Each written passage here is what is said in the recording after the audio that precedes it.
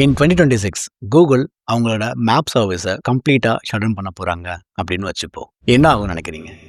Billions of people அவங்க commute பண்ணுறதுக்கு Google map தான் யூஸ் பண்ணுறாங்க. Local delivery partners like Uber, Ola, Swiggy and travel and tourism, logistics இது எல்லாமே கூகுள் மேப்போட ஏபிஐ தான் யூஸ் பண்ணுறாங்க.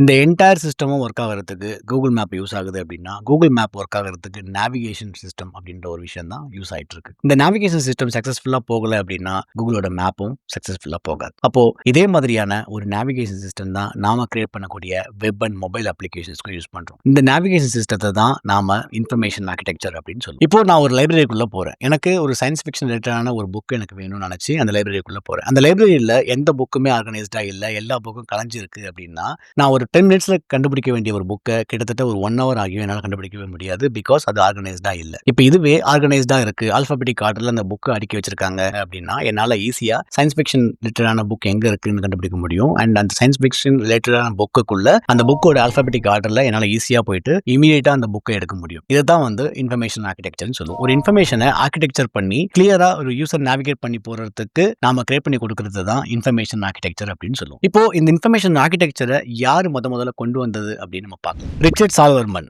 1976ல he coined the term information architecture. இவரு ஒரு அமெரிக்கன் இன்ஸ்டிடியூட் ஆஃப் ஆர்கிடெக்சர் கான்ஃபரன்ஸ்ல தான் இந்த டெர்மினாலஜியை கொண்டு வராது.